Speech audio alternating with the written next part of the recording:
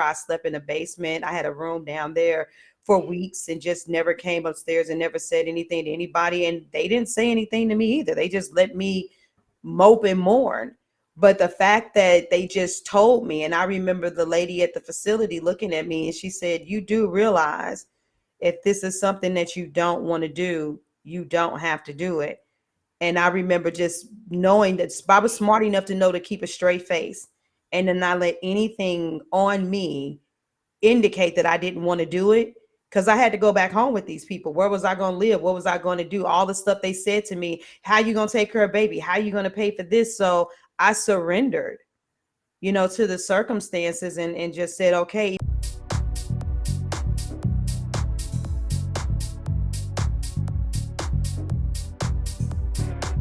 Are you a successful woman in leadership who's feeling unfulfilled in her career? Lately, you've been feeling disconnected and empty, and your job has you burnt out, stressed, and feeling uninspired. And you want more out of life, but you feel stuck and not sure how you should be making a bigger impact on the world.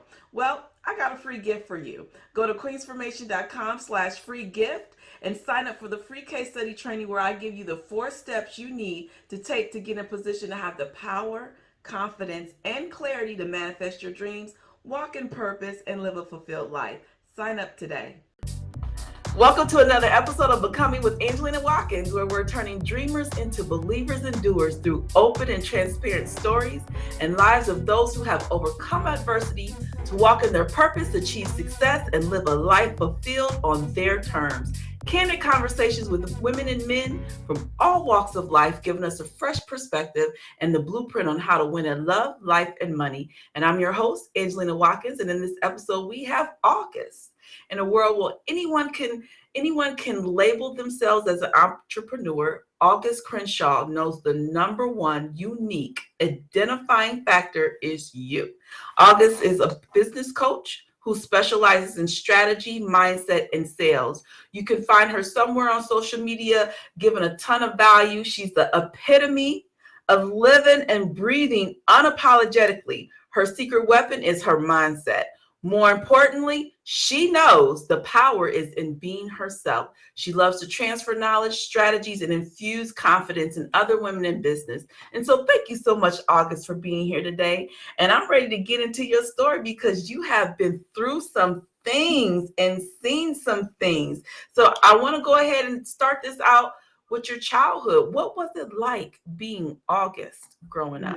Well, first of all, thank you so much for allowing me to be here too, Queen. And I am excited to share with your audience. I would say my childhood, it was a blend of the best and the worst. Okay. Because I didn't, when you look at it from a personal perspective and monetary, it was good. I was raised by my grandparents. They were upper middle class. We lived in the biggest neighborhood, biggest house on the block. We went to church every Sunday. We went out of town a lot for family reunions. So I wasn't the person who only knew the city that they lived in.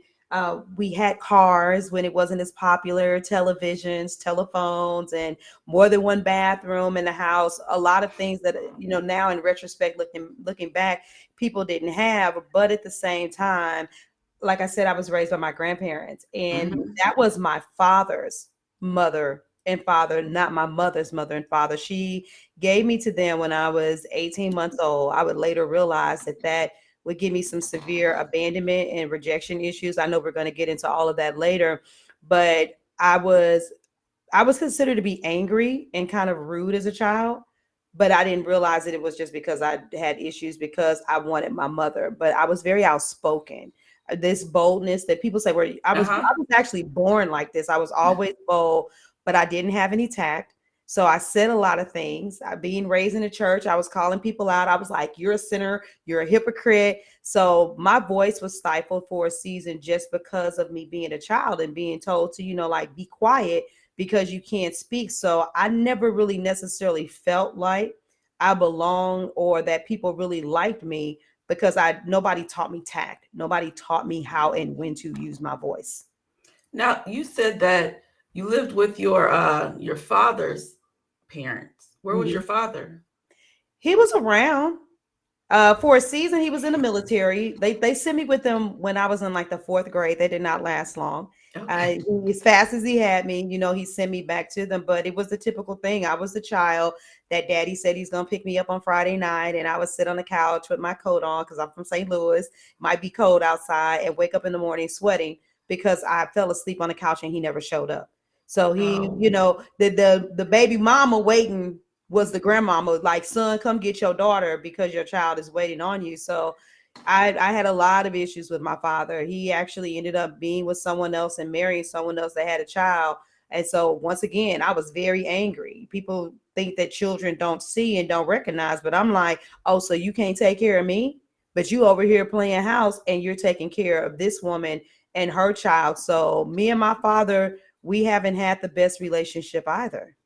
So how did that make you feel?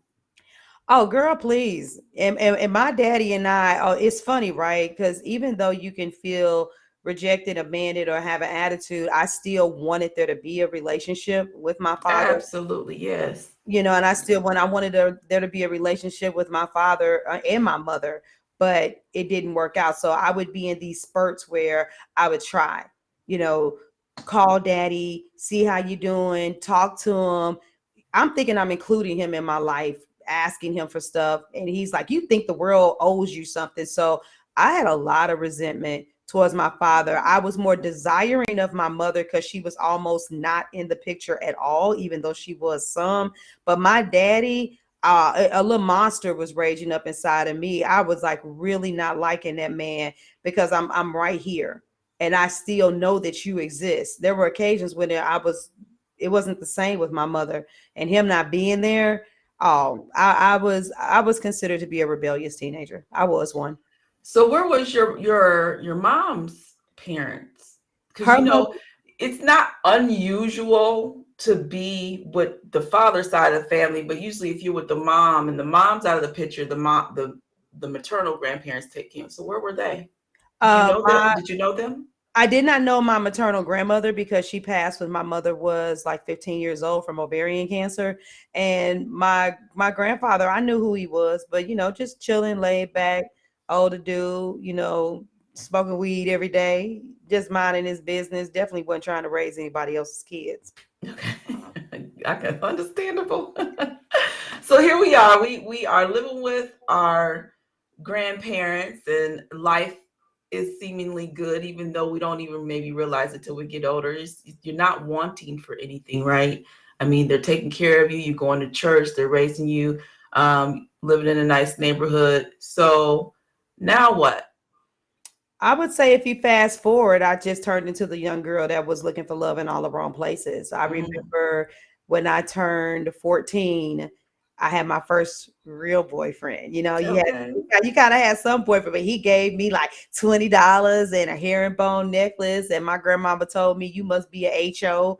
I hadn't even had sex with him or anything, but I was really excited about it. But the knee jerk reactions for all of the kind of things that people said to me, I let whatever they spoke to me become my reality. And so even though I wasn't being an HO, I still then ventured into having sex. And so by the time that was in the fall, right on So do my you think that pushed you into that looking for them love in all the categorized? wrong places. Yeah, I finally found somebody that liked me, that would give me something that spoke the world of me, that was really sweet to me. That was even when he had crutches. I thought I was special because he caught the bus and walked on crutches to come, spend time with me. I really did believe I had found my first love, and it felt good. But it also felt good because I did eventually start having sex. And at 14, right before my 15th birthday, I found out that I was pregnant. Okay. So yeah, and so that Now, what was that like to have to go back and tell grandma? I didn't. You did okay. What you do? I'm young. I didn't ask for any pads anymore. So it's kind of like August Saint had her cycle. And I had an aunt who was visiting for the Christmas holiday. This was right before my birthday, right before I turned 15. And I was in the kitchen one day and she was like, August, the pause. Is it possible that you're pregnant? And then the tears just started streaming down my eyes. And from there really was no discussion. They took me to the neighborhood Planned Parenthood, And in about 72 hours, I was on the abortion table because if they didn't get it right away, it was going to cost more because I was almost out of my first trimester. And that's probably that was the most traumatic experience for me, was when that happened. And that's when things got incredibly worse with my personality, because I felt like I didn't have any control. And I was like, ain't nobody else going to tell me what to do with the rest of my life. And by the time I turned 16, my grandmother put me out. So that was heartbreaking for you. This is not what you wanted to do. You wanted to have the child. I don't even know that I necessarily even really wanted to have it. I might have would have had the abortion, but I wasn't thinking about not having it. You know what I'm saying? Mm-hmm. It was traumatic to know that, quote unquote, I felt like I was a murderer. I slept in a basement. I had a room down there for weeks and just never came upstairs and never said anything to anybody. And they didn't say anything to me either. They just let me mope and mourn. But the fact that they just told me, and I remember the lady at the facility looking at me and she said, "You do realize if this is something that you don't want to do, you don't have to do it." And I remember just knowing that I was smart enough to know to keep a straight face and to not let anything on me indicate that I didn't want to do it, because I had to go back home with these people. Where was I going to live? What was I going to do? All the stuff they said to me. How you going to take care of baby? How you going to pay for this? So I surrendered, to the circumstances, and just said, okay. Even my aunt that was there from Germany, she was the only person that said to me, if you don't want to do it, you don't have to do it. But I was like, you're only here for a vacation. Mm-hmm. You're not going to stay here. You're not going to help me. So I surrendered to the fact that it probably really was the best decision for me, but it hurt me and it pissed me off immensely that nobody ever even asked. I was not asked. I was immediately taken to the facility. That's what hurt the most. Wow. So what leads to you being put out at 16? My mouth, my attitude, not you couldn't tell me anything, because at that point for me, and I literally said it, ain't nobody ever gonna have control over me ever again, even though I ain't grown. I can't do nothing for myself. I just it's so whatever that looked like. I know that my grandmama was tired, and so she sent me to live with my father, and so then he didn't have a choice but to take me in. But she was like, I'm done. She said, I'm done, and don't ever ask to come back. And that was the end of the story. So I'm probably getting ahead of some things and we might have to go back, but I just got to ask you this because you said something that I really resonate with, which is ain't nobody going to control me. You Mhm. know, things happen to us as we're growing up and we see things, people say things to us. And I say we make vows to ourselves Mhm. and, that we now govern our life by and our being, that as we get older, because we have unconsciously put that in our mind that this is the way I'm going to be. Ain't nobody going to do this to me. Ain't nobody going to control me. That sometimes that attitude or that principle that we've set in our life then causes us problems down the road. Did you Oh, did you have issues with control and button heads with others when it came to control because you had decided ain't nobody can control my life. Nobody's going to tell me what to do. at the end of the day, and please understand, I know you know this, but for the people that are listening, some of the things that I'm saying about this is me looking in retrospect. Mm-hmm. But oh heck yeah, I felt that everything that was happening in my life was because you didn't respect the fact that I was in control. But it was very difficult for me to keep any friends and to maintain relationships. The only time I really did kind of have sort of have relationships, because I braided hair. I started that when I was in high school, were the people who came back routinely to get their hair done. It manifested in some of my business, because if you acted a certain kind of way rather than respond in a professional way, I was like, well, you don't even gotta be my client anymore. So even though I made great money, probably could have made better money if I had a different attitude. It festered into my intimate relationships, because I ain't no man finna be with me, and I come from that era. Mama stayed at home, grandpa made the money, and so she cooked, she cleaned, she did all of this. I'm like, I cook, I clean, I make my money, I pay my own bills. A dude can't do nothing for me, but other than us having sex, I'm in control. So I pick if I want to be with you. I pick if we're gonna be intimate. Then you take your butt home. You go on about your life. And I don't even realize that I'm damaged. Even though I was braiding hair and making my own money, I was still getting my bearings with trying to become a successful entrepreneur. I don't believe I'm made to be anybody's employee, period. But it also did make it very tense for me to be employed anywhere. I'm a phenomenal person. So I had a great work ethic, but my people skills, as soon as I felt like, you coming at me, my defenses were so high, I just was not going to get got. And so the most painful thing was my mouth. If you even made me think that you were going to do something to me, I used to call it verbal thrashing. I was going to make sure that by the time I finished saying what I said to you, that you understood that I run it, you don't, and you ain't finna mess with me, and I'm gonna put you in your place. So, I mean, the dysfunction, it's a thread. People be wanting to compartmentalize. Baby, it was in my business, it was in my personal life, it was how I felt about going back to college, drop out, go in, drop out, go in. It was everywhere. So here I'm thinking that I'm in control, but I got a very negative spirit. And so I am at the mercy of this so-called control that is rooted in negative energy. I wasn't controlling nothing. I wasn't controlling nothing. I thought I was. So would you say that, because sometimes our passion and our purpose, or what we're supposed to be doing, is birthed out of our pain, or at least it's the catalyst for us to get on this journey to where we're supposed to be. So would you say these things happening to you and this attitude that you created of not being controlled and it's going to be my way, this, that, and the third, was a catalyst for you being an entrepreneur? Because you mentioned that you was braiding hair. Yeah.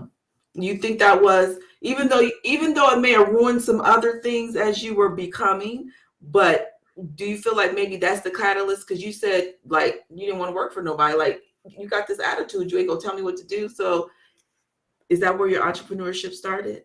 It's a combination of that and just the fact that I realized that I was unique. I was built different. And it was also because when my father started taking care of me, he didn't want to do anything. He didn't want to buy me any shoes. He didn't want to have get my hair done. So I wasn't living like, I didn't go from the prince to the pauper, but I'm like, I'm not experiencing the same level of abundance that I was with my grandparents, but I'm in high school now. I don't want to go to school, looking raggedy and rough. So what can I do?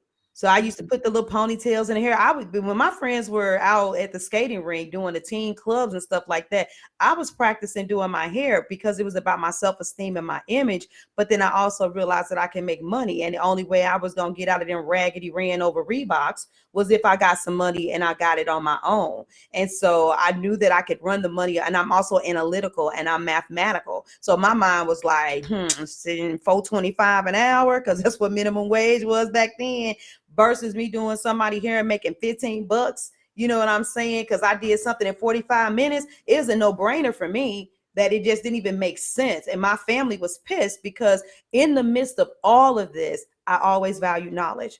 I was an excellent student. I made good grades. I did the debate team, marching band. I was, it was weird. It's like I was two different people in school. I was in all of the programs. I went to a desegregated school. So I was one of the chosen Black people for the things that they wanted to do. And so I'm thriving in one area of my life and not in the other. So it's like, okay, they wanted me to go to school to be an attorney.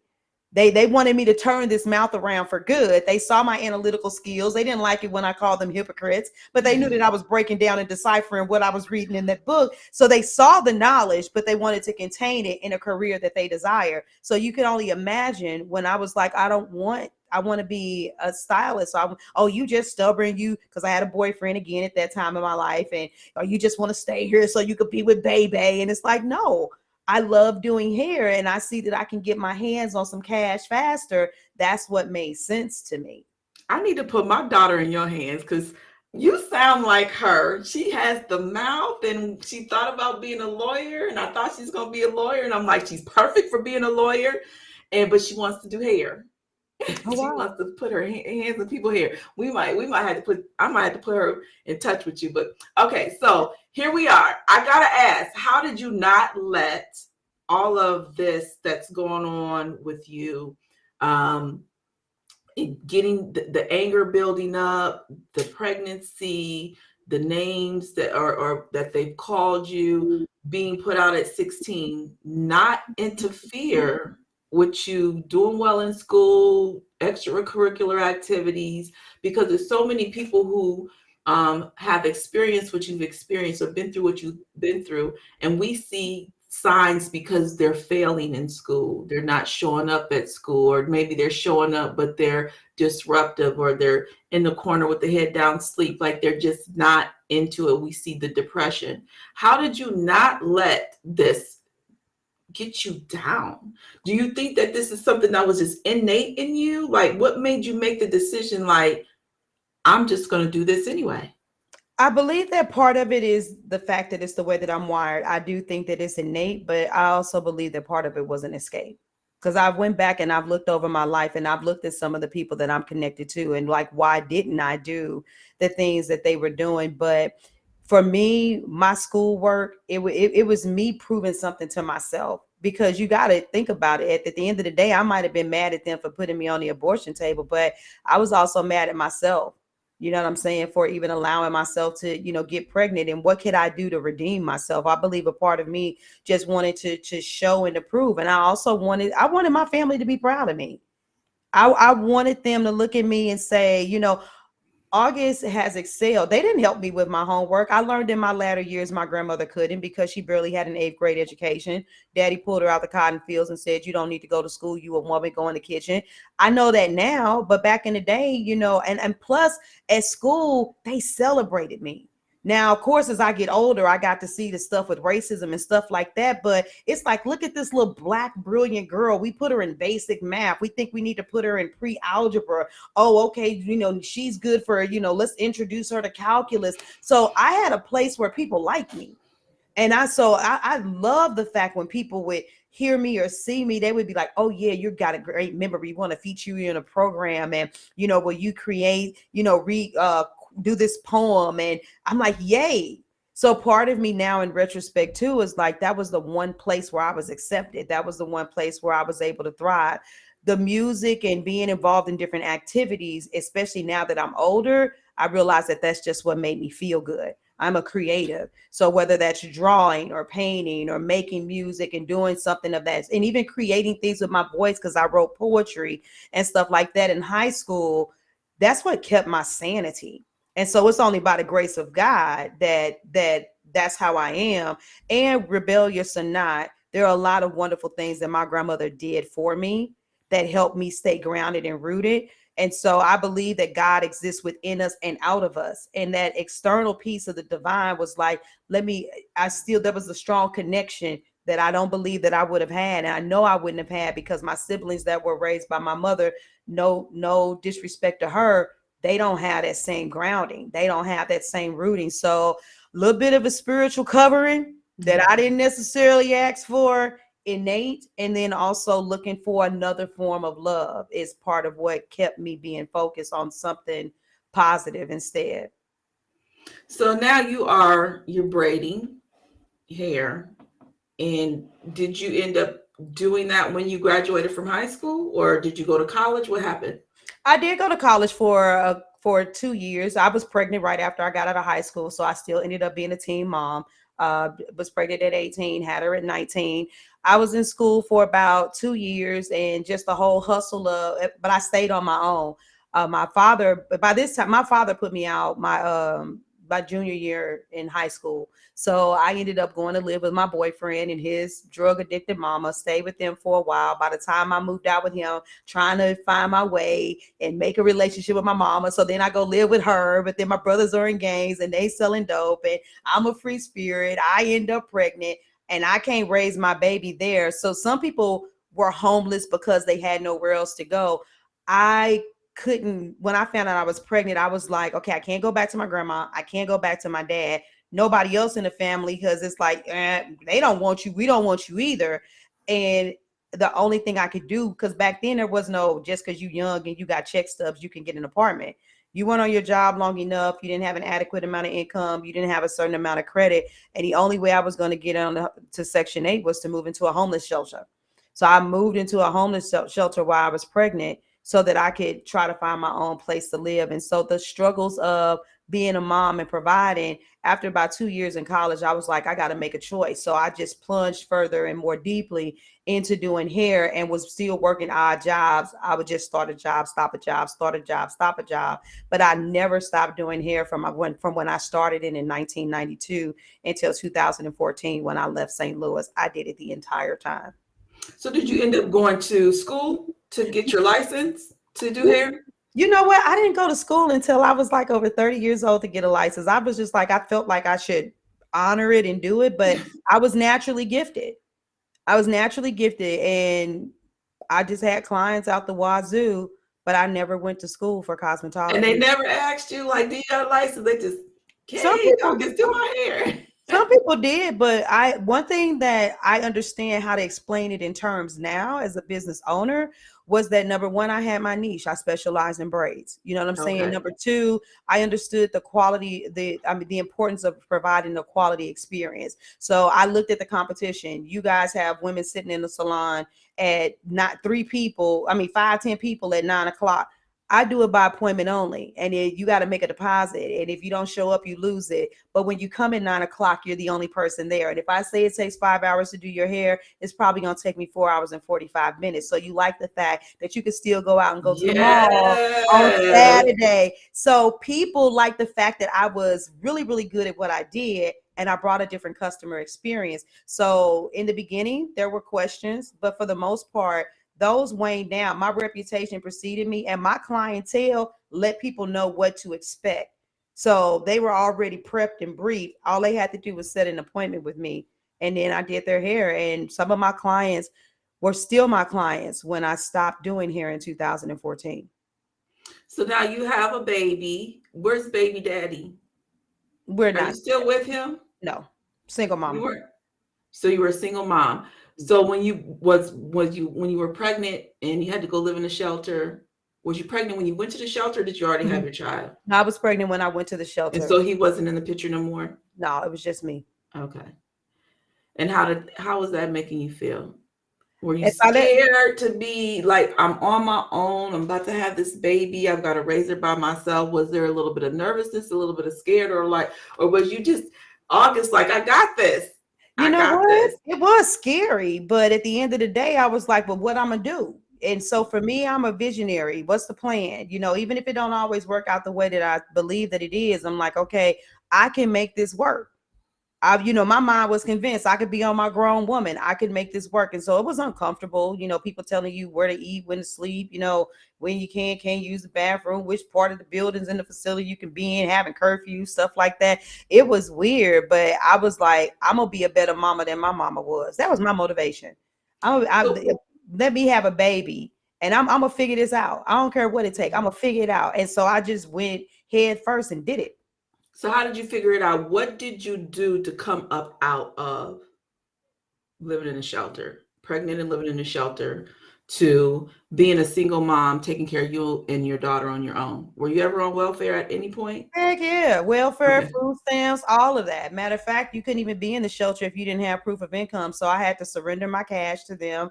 They put it in a vault. Back then, you got paper coupons. I had to give them my food stamps because they made you do that. You don't need anything. You live in the shelter. You ain't got no gas, no electric bill, none of that stuff. Gave them all of that. And they had programs. So I learned about how you set your thermostat and looking at an apartment to check the water pressure and how stuff is running. Whatever they offered, whatever classes they had, I just followed their lead. I did everything they told me to do. And so that was my first introduction into living skills. And I took all of that stuff with me, and everything else, the rest is history. Just keep doing what you got to do. And I had it made up in my mind that I would do whatever it takes to make sure that I'm the one that takes care of my baby. So tell us, what did you do? What I, did you I went to school. do? Oh, I still went to school, which meant I got the grants. I've Mhm. used that money. When you're on welfare and food stamps, then federal funding doesn't affect your money. And then because I did not have a legitimate registered business, even though I was legitimately providing an experience, I made money. And I made sure I stacked my money and I made sure that I paid my bills. And then I set a goal in 2 years to go get out of the Section 8 housing and to go get an apartment and start paying regular rent because I just didn't want to be the person that was on welfare forever. And in 2 years, first I bought a car, and then I got an apartment, and then I went on about my business. I mean, later on, I would get married and divorced because it was the domestic violence. And then I went back on welfare again to try to escape him because I left with nothing. But overall, my work ethic, and I was blessed with the kind of money that I was making when I was doing hair. And I bought my baby's pampers and took care of her and just lived my regular smegular degular life, doing what I was doing, being a mama. But I hustled. I hustled the system for a while. And after I finished hustling the system with the welfare and the food stamps and the government money, by that time I started making great money doing hair. I didn't have to hustle the system anymore. Okay, so now I got a couple of questions. You look, I told you my life, I got a lot in this, so you can only imagine what I am Oh not doing. gosh. I'm like, is she gonna be one of these people I need a part two for? Okay, first off, I gotta know. I'm gonna ask you this one. This one's probably easy. Where did you learn about how money works in money? Because it sounds to me like when you're growing up, they weren't really teaching you much, and you were just kind of learning some things on your own. But you are hustling, and you are making that money, and you are getting yourself, out of the ashes. Where did you learn about money? Where did you learn about how to, invest your money, make money, save money so that you can do what you ever do? Because, so many of us make some money and we want to go spend it. We make that little bit of money, we want to go buy those shoes. And it sounds to me like you had a really good head on your shoulders from even when you were in high school about how you were handling your money. So where did you learn how to handle your money so that you can make School of things hard knocks. happen? School of hard knocks. Because I remember getting my first telephone bill. And it's like, oh, I was like, oh, I got my bill. And even though they taught us all this stuff in the homeless shelter, we were supposed to be going to the club one weekend. And one of my friends was like, well, you don't have to pay it on the due date. They got a due date, they got a delinquent date, and then they got a disconnection date. And I'll never forget the next day after the due date, my phone was off. This is back when we had landlines, y'all. Okay. And I'm like, what happened? So I got to hurry up and run to the payphone and call them and try to see what's going on. And they're like, yeah, you didn't pay your bill. And I was like, well, I thought I had until the delinquent date. They said, this is a new bill. We don't allow those kind of privileges until you've had a relationship with the Oh. company. I had to go to my grandmother, ask her for money to pay the bill. I had hair to do later that week, tell her that I would give her money back immediately. And I did. And to me, that was embarrassing. I was like, I'm not dealing with that anymore. And so I was more responsible. I was like, no, I pay bills on the day that they do or a little bit before. That was the school of hard knocks. Really wasn't saving, I wasn't investing, wasn't doing anything. And so I would get credit cards, run them up, young, filing bankruptcy, all kinds of stuff. I learned from the school of hard knocks. I had people trying to come tell me about Primerica, different things. I got a little older. That kind of opened up my eyes to looking at different, thinking Uh-huh. differently. Did a little bit of MLM because I'm trying to find what's that extra hustle that's going to, take me to them 7 figures. And they would, mentoring and personal development. That's what began to open up my eyes to seeing and feeling money differently. But at the end of the day, I was surviving. I just happened to look like I was thriving. And I was, because I made more money than the average person. I think that if I was making less, I probably would have looked just like everybody else, robbing Peter to pay Paul. That being a hairstylist really gave me a level of resources that some of the people that I knew that were on welfare and stuff like that, that they didn't have. So I don't even want to take too much credit, even though I still decided to be a good steward and be responsible and pay my bills first. But I didn't want my image. I can't be embarrassed. You know what I'm saying? Yes, I've been there. I'm I have been there. I remember I tell my story of when I was in real estate and the recession hit and I'm drowning and my accountant calls me and he's telling me you got to exit, you got to let this go and file bankruptcy. And I'm like worried about my image. Like, what am I supposed to do? I teach this, I teach that. And how are they going to look at me? He like, girl, please. There's people who got way more than you who is losing. I'm going to need you to plan this out. Best advice he could have ever gave me. But honey, I know how it is. Trying to protect that image. And sometimes we just got to not worry about what everybody else say and do what we got to do for us. But I want to get into you becoming who you are because you've gone through, we've had the teen pregnancy, we've been homeless, we are now making money, but somewhere in there you said you got married and Yeah. it was abusive. What Yep. happened there? Something happened to me spiritually where I stopped saying, I used to have a phrase and I used to say I'm a die HO because I love to have sex, but I don't never want to be married. My daddy cheated on his wife, grandpa cheated on my grandma, all my aunties got cheated on. Plus, like I control issues. I'ma choose you. You're not gonna choose me. And I think just one day as a woman, I got tired and I'm like, you know what? The kind of way that I move, I'm actually worthy of being a wife. And so spiritually, I felt that I was aligned with that. But then I got the counterfeit that was sitting next to me. And that dude, he swept me off my feet. He was like, look, you need this done with your car. I'm like, oh, he a handyman. He can fix the car. Here go my check stub. This is what I got to bring to the table. He let me see him write money orders and send money to his baby mamas. I'm like, oh, okay, so he taking care of his kids. So he going to church with me. I'm really thinking that I found somebody that was honorable. And bottom line is, we in the first 90 days, if I really truly knew what an annulment was, I would have got one. But you can't keep a job. You stunning on me. You mad because I'm making all this money doing hair.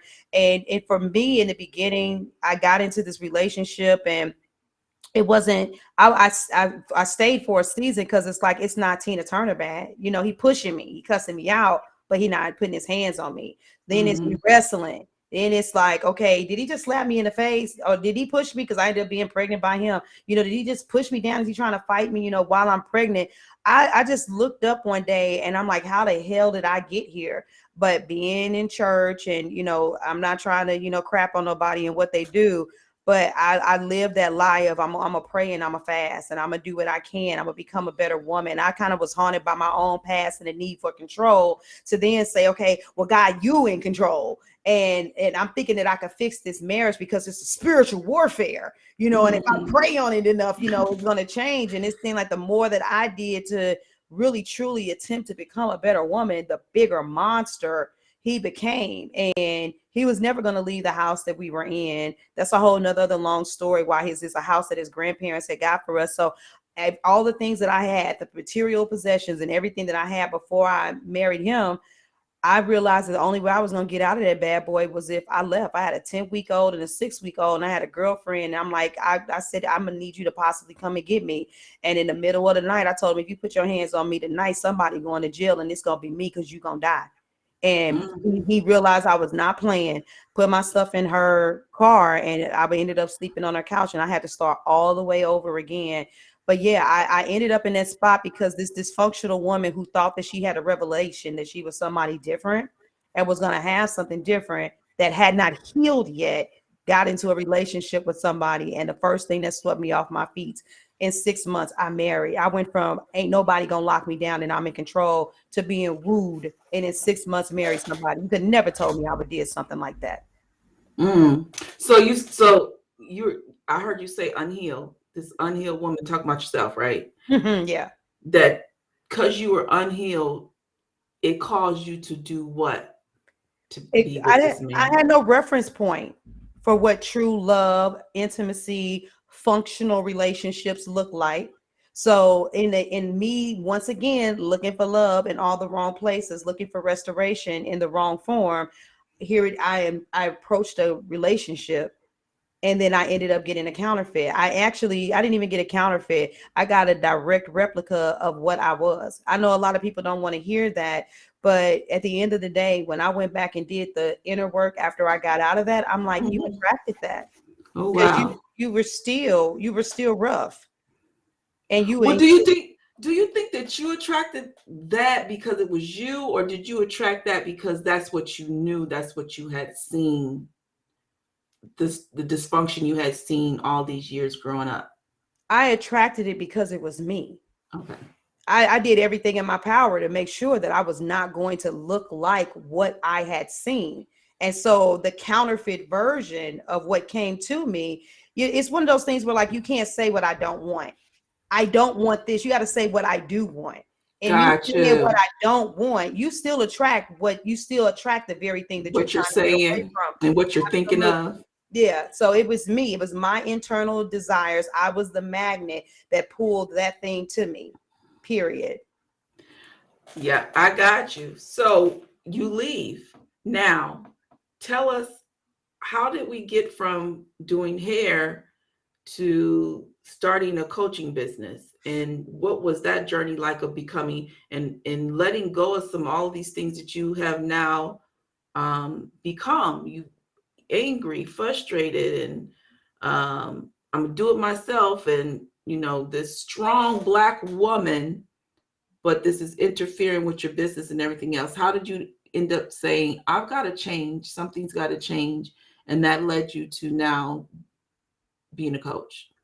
Well, we definitely gonna have to do a part two. Okay. All right, but let me just say this. So we're definitely, for me to get from divorcing him in 2006 to me becoming a coach in 2014, we got almost a decade between when that happened. So I went through the restoration process, the forgiveness process, all of that stuff. I eventually ended up being with the man that I'm with today, and I became a better woman out of that relationship with him that was suited for the man that then God really did send to be in my life. And I'm coasting and I'm doing hair and he's doing what he's doing. We're living a good life. We got a nice house. We got a lot of vehicles. We got a church family. Everything is looking good. We're expanding. We're going and we're growing. I'm experiencing things. I'm designing jewelry. I'm getting in touch with my creative space. I'm more grounded. I'm healing, and it's still a journey because I'm still healing. And to make a long story short, I started designing jewelry and I was tapping into my current clientele to sell jewelry to them. And I was actually doing this in the process of trying to help someone expand their jewelry business and trying to help them. I discovered a unique talent that I didn't know that I had. They fell off the wayside and didn't want to stick to the program. By this time, I went back to college too, got my degree in business admin, just knowing that I'm supposed to do something where I'm gonna rock the world and change it.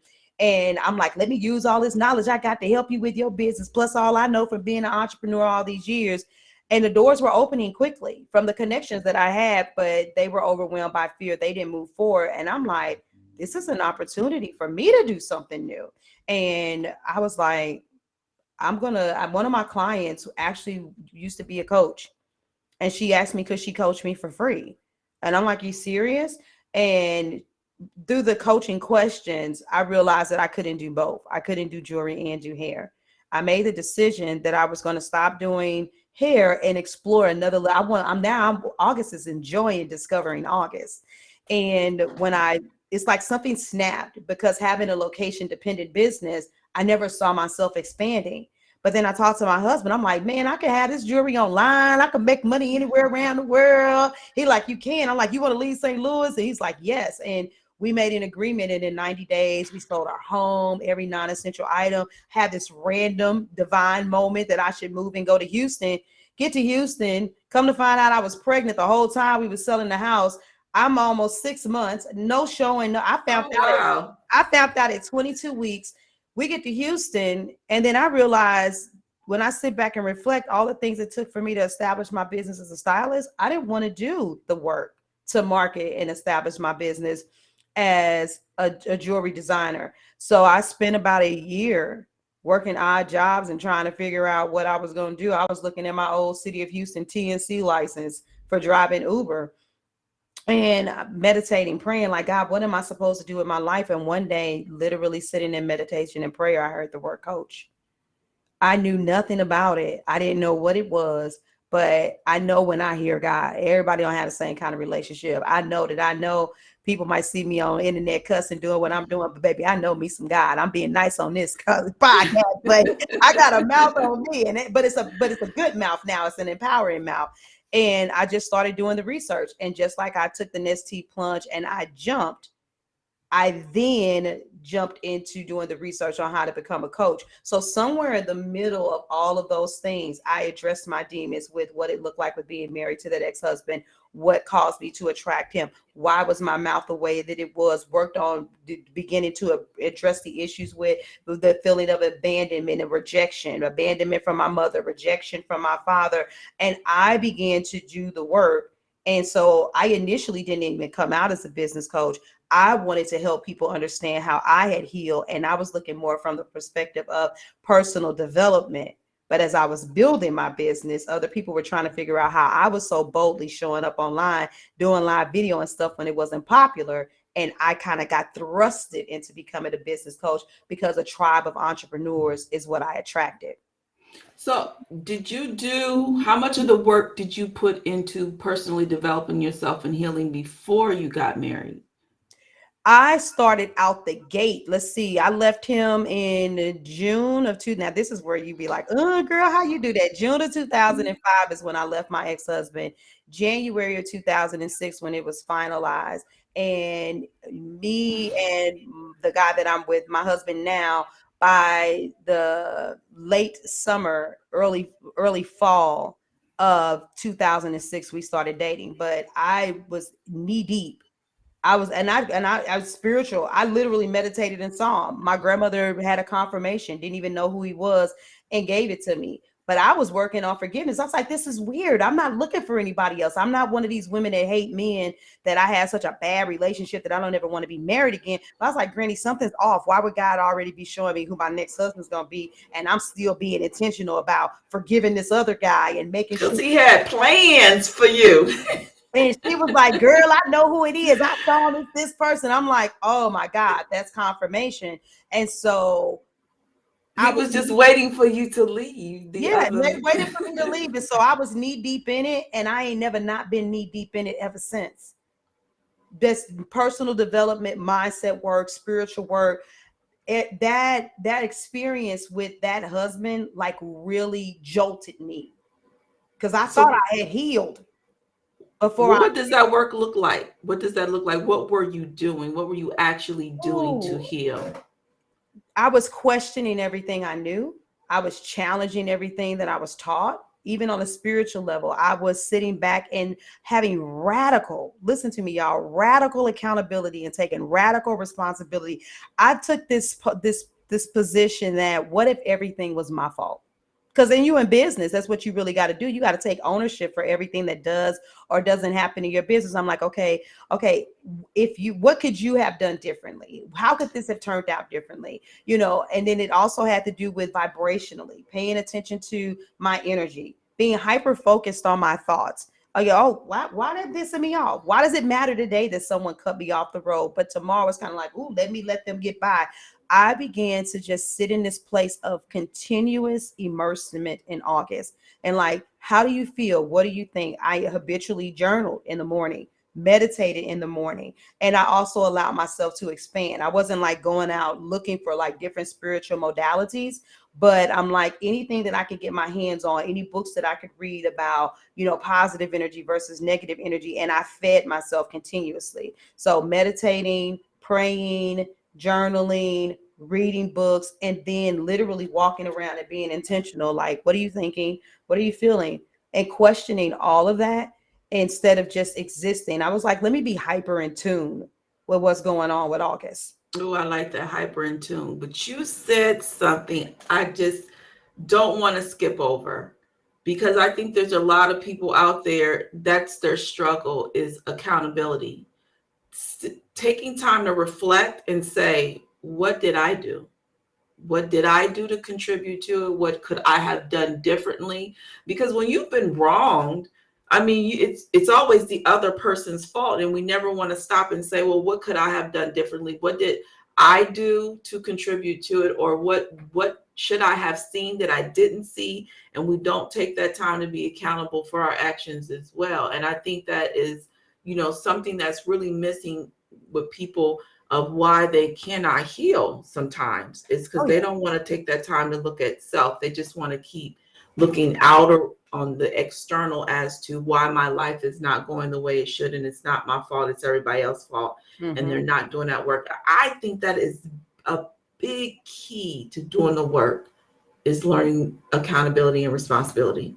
No, absolutely, and it's a game changer, especially as a business owner, because if nobody else is to blame, then that means that nobody else can make it happen but me.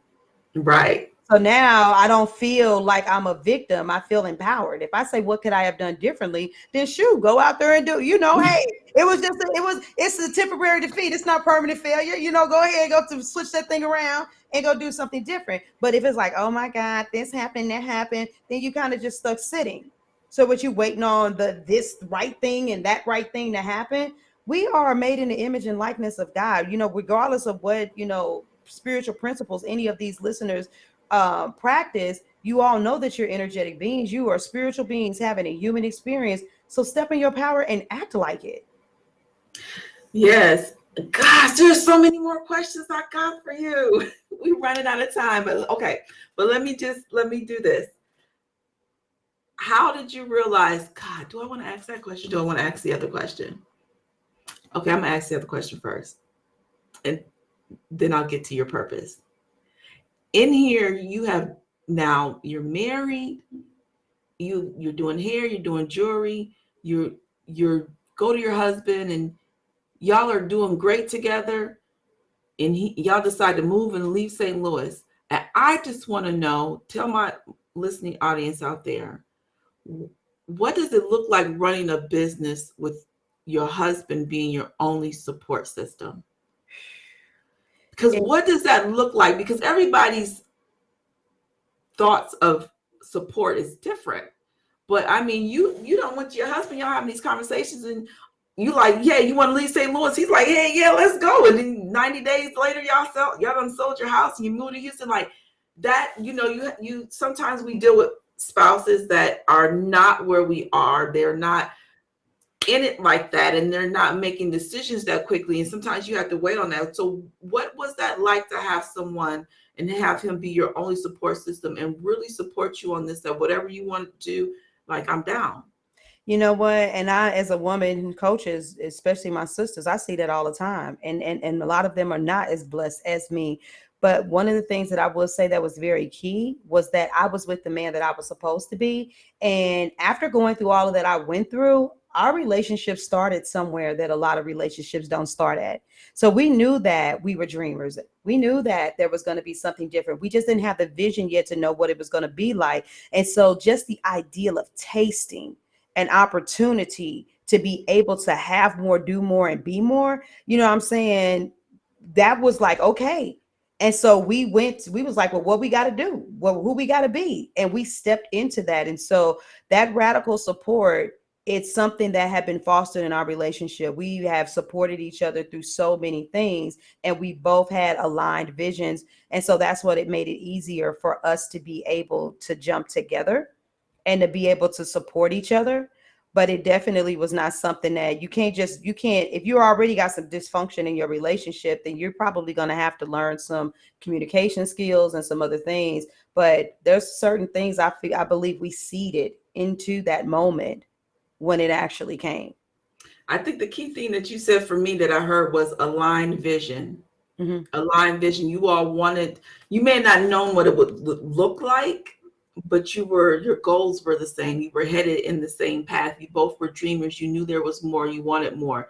So while you didn't know what that looked like, you still were in line in that matter that, hey, let's do this. Let's rock this out. Let's figure it out. Is that a fair statement?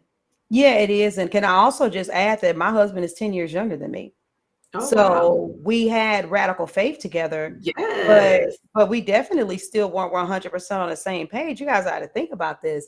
Now you're like, ooh, juicy. I No, started dating. I'm just thinking to myself for all these people, because they're like, he too young, they don't know nothing, they're not established enough, they don't have no experience. So for you to say this, right, that he's 10 years younger than you, and the things that even before you left St. Louis, the things that you had accomplished together, the things that you were doing, like, to me, that's amazing. Yeah. That's amazing. Our first date, he was 21. Okay. Our first date, he was 21. And we dated for 4 years. 2006 is when we started dating, 2010. So I just celebrated anniversary.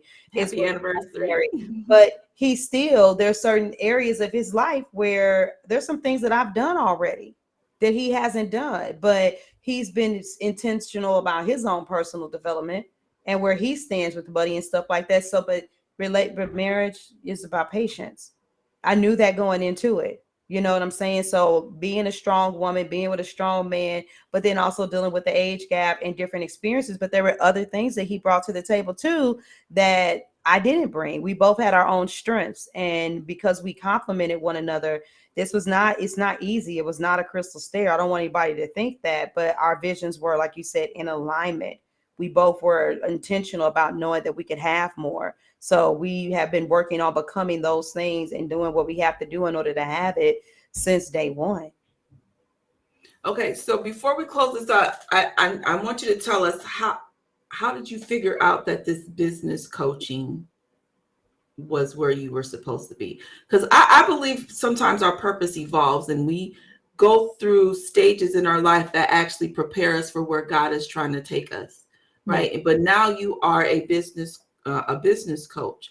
What made you make that transition in your mind that said, yeah, this is it, this is what I'm meant to do? Because you said you started out as personal development, Mm-hmm. and well, first you went to Houston and you were working some different jobs, and then you were doing some personal development coaching, and then it turned into business coaching. So tell us, when did you get that epiphany that this is where I'm supposed to be? This is my niche. This is where God has called me to be. I paid attention to my authenticity. The more authentic I was in the way that I served and the things that I said and the people that came to me, I learned to finally, that's part of my journey, my healing that I'm still working through. Said, August, you could just be you. You don't have to prove anything. You don't have to do certain things. Can you just be whoever you are? And by just being me and these different types of women coming to me and getting knee deep in the work with them, it pulled on my soul, because I actually did want to stop coaching, period. Not knowing the niche and all of that in the beginning. I spent the first year in my business not making a dime, not getting a client, trying to figure this stuff out. And I remember looking at my husband one day and saying, I don't know, I think I made a mistake. I think I should quit. And as those words came out my mouth, my lips quivered and tears immediately started flowing down my eyes. And I tell people to this day, I feel like my soul was speaking up on my behalf and saying, no, not yet. You ain't supposed to quit. But my humanness, my perception of my reality, and reality is not always truth according to those measures, was saying stop. But my spirit, my soul was saying, don't you do it. So staying in coaching, period, I knew beyond a shadow of a doubt something jolted in me and I had to do it. Serving the women and them coming to me, and by me being authentic, added to the clarity. I did used to serve other races, but the needs of my sisters, the way it hits me, the way it makes me feel, how I get up in the morning and never regret what I do. Oh no, I'm bona fide, 1000% sure that serving my queens and helping them, because they didn't went through all of the same garbage. So now I Sure. look at my life and all of the things that I've gone through, and it's like, y'all can't even run game on me. I see right through you. You dealing with this, you dealing with that, and we finna rat. No, I'm not. Okay, I'll let you have your revelation. Yes, you are. But one of them called me their battle coach. She said, I don't even see you as a business coach. She said, there's something that you do in my spirit that helps me battle. And when she said that, when I was looking at her flex video in the group, it brought me to tears. So I know that I know that I know that I'm doing what I'm doing, and every moment of serving has clarified that for me every single day. Even though I'm not coaching right now, this podcast episode, that's an extension of that. Any moment, any opportunity, my voice has stopped being one that verbally thrashes, and now I am tilling the soil. My words are planting seeds or watering seeds. My gift now is free, and I use it according to its purpose. So the very thing that looked like that was going to be the thing that tore me down is the very thing that God said, no, you just use it for my glory. You use it for the reason in which I created it. And now anything you touch, I'm going to make sure that it thrives. So I'm also receiving the benefits directly in residual. This is a place that you don't never not want to be in. Once you've tasted it, Mm-hmm. so that scripture say, taste and see that the Lord is good. Once you taste this feeling, you'll never want to let it go. So that's how I know I'm in my soul's purpose, because I feel good every day. I love it. Yes. All right, August. Tell the people where they can find you on social media. If they need a business coach, how do they reach out to you? The primary place that you find me on social media is Facebook. That's my wheelhouse. For those of you that even want to just get a taste of what I'm about, go tap into my case study. Go to workwithauguste.com. Don't worry about how to spell my name, about both domains. Both of them get you there. but seriously, but if you want to kind of feel me out, get a taste of me, because I do live videos and stuff like that, Facebook is the primary place. But if you literally just Google me, you're going to find me on all of the social media platforms. And I do have a website. You all of those things will come up. But if you're interested in seeing what it looks like to work with me and take a deeper dive into this pain and this proving and being authentic, then go to workwithauguste.com and just check it out. You like the case study, then cool. And let's be friends. Let's get intimate. Let's get to know each other. Yes, thank you so much for being on here. I love it. I love it. Now, if we need to do a part 2 for anything else, I'll definitely welcome you back. All right. I will appreciate it. All right. So to close this out, where you are is not where you have to be. Your path does not define you. You define you. So heal, transform, and pursue you. We'll see you next time.